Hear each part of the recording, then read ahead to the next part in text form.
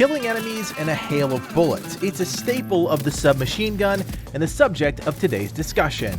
Hey there friends, it's Kodiak here, back for a new Far Cry 6 video, and today we're putting 7 guns to the test to determine which is the best unique submachine gun in the game.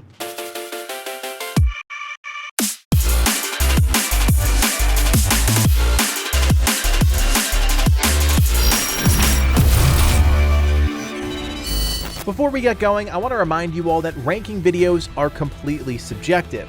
I'm going to do my best to convince you why a weapon is ranked how it is, but if you disagree, that's okay. Let me know in the comments section. I really do enjoy reading feedback from the community, and I'm always open-minded when it comes to these rankings.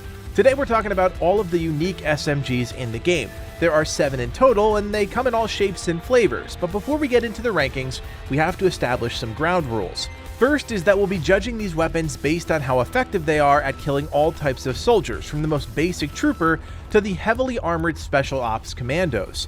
Second, we'll be evaluating the weapons based on how efficient and practical they are.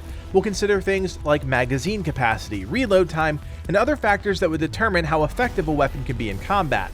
Finally, we can't forget about how they feel. Since the dawn of FPS games, guns have had their own sense of style, and we'll try and factor that into the equation. With those 3 things in mind and the ground rules established, let's dive into the rankings.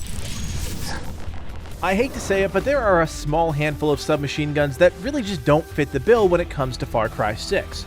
Coming in at the bottom of our list is DIY Death, probably the most unimpressive unique weapon in all of Far Cry. The pieces just don't work well together, and ultimately, it's just not a whole lot of fun to use. Poisonous rounds mixed with a suppressor scream stealth build, but because of the weapon's incredibly low damage and velocity, it's just really hard to fit this gun into any sort of playstyle. Mix in 2 mediocre mods and you've got yourself a craptastic gun. Preloader increases your reload speed when replacing a partially used mag, not that great, and our other option, Fresh Clip, gives your first bullet after a reload a slight bump in damage, pretty much useless in this scenario.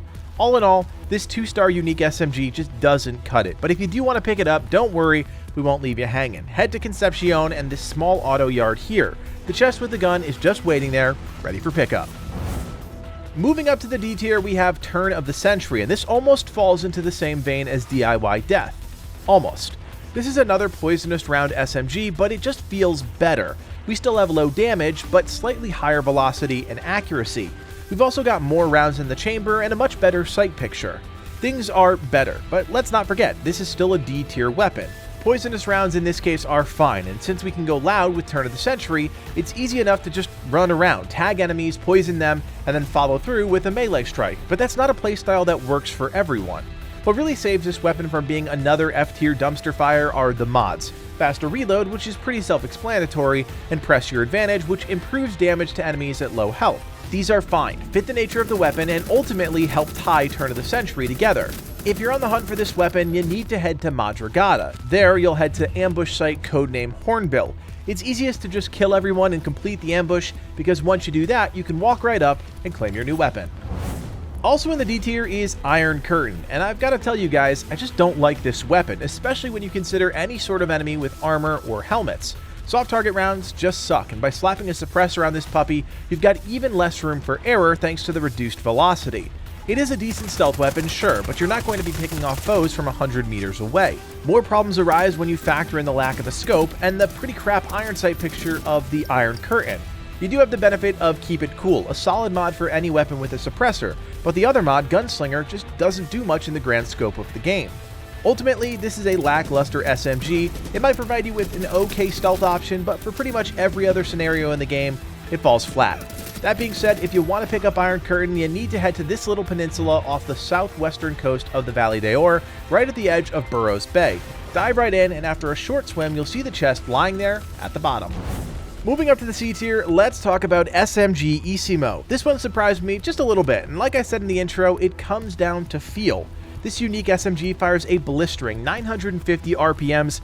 That's pretty impressive for a point-blank weapon. Add into that the incendiary rounds, and you're actually able to take on pretty much everyone. Sure, it takes a ton of rounds to take down Castilla's special ops soldiers, but it's still capable of getting the job done. Where this weapon really starts to crack is when you factor in any sort of range.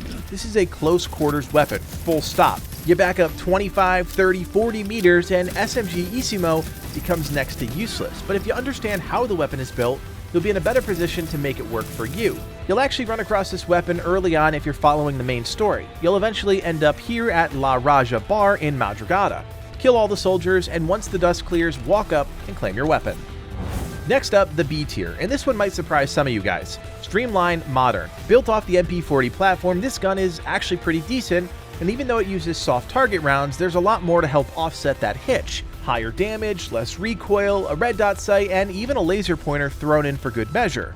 It's a versatile weapon. While it's not the best one on our list today, it'll get the job done. The mods also help make Streamline Moderne even better. We have Extended Mag, which increases our magazine to 43 rounds, and Nimble Shooter, which improves move speed while aiming.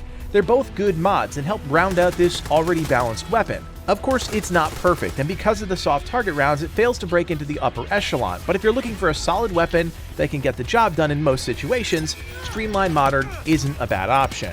To get this gun, you need to head to the 2nd Armor Division FND base. You can choose to clear it out or not, but regardless, you need the officer's keycard to gain access to the storeroom.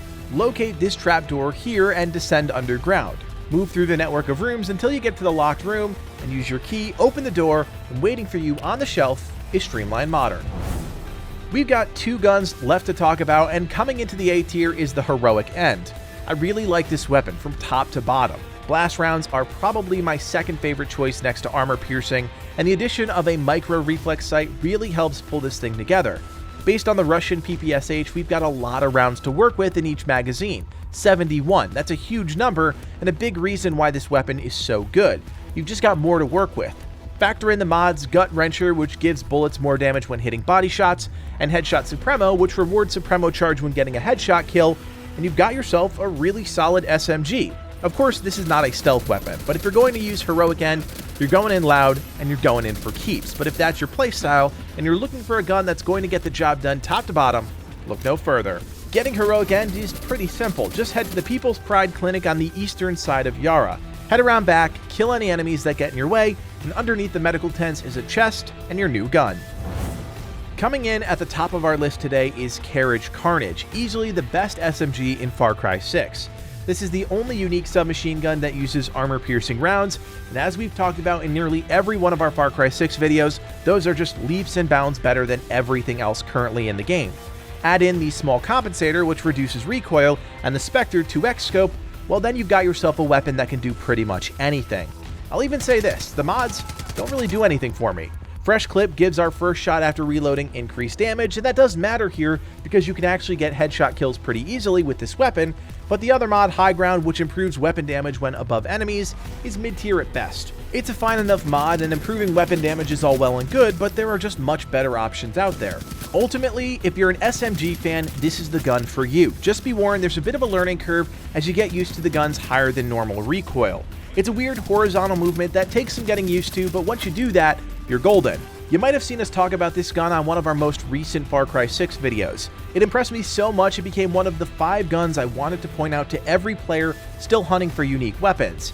To get Carriage Carnage, head to this lake between Madrugada and the Valley d'Or. You'll notice a busted up train tracks, find your way around the area using the vines to scale the train car, and work your way to the top level of the bridge. Carefully jump across the gap and move to the open cart, and that is where you'll find this S-tier Carriage Carnage. So there you have it, all 7 SMGs, their locations, and our rankings. What'd you guys think of the list? I hope we did a good job convincing you why we gave the weapons the ranks that we did, but if you feel strongly about a particular submachine gun, let me know. That's what the comment section is for. If you enjoyed our ranking video and you'd like us to continue this series with other aspects of Far Cry 6, please let us know by hitting that thumbs up and subscribing. This is a series we really enjoyed creating for Assassin's Creed Valhalla, and we're hoping everyone enjoys it for Far Cry as well, but you gotta let us know. These do take a lot of time to put together, and we want to make sure people will actually watch. Finally, if you guys can't get enough legacy gaming, we've got 2 ways for you to get involved. First, you can join us on Discord. We've got a great group of around 7,000 members spread across dozens of great games, so check that link in the description to join today. And of course, if you like what we're doing here and you want to support us even more, you can now do so by becoming a member. For just a couple bucks, you're helping evolve the channel and take our community to that next level. Check out the join button below to learn more. My name is Kodiak, and from everyone here at Legacy Gaming, thanks for watching, and play on.